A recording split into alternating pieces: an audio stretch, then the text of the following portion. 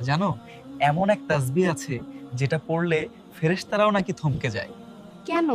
কি এমন তাসবিহ সেটা?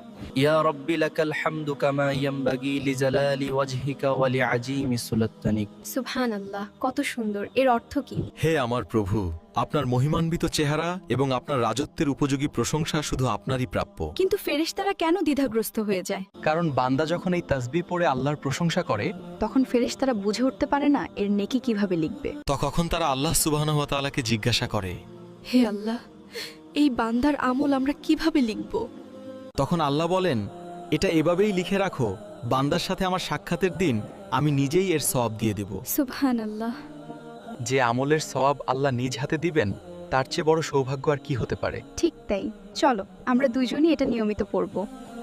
ইনশাআল্লাহ, আজ থেকেই শুরু। আল্লাহ যেন আমাদের এই তাসবিহ পড়ার তৌফিক দান করেন। আমিন।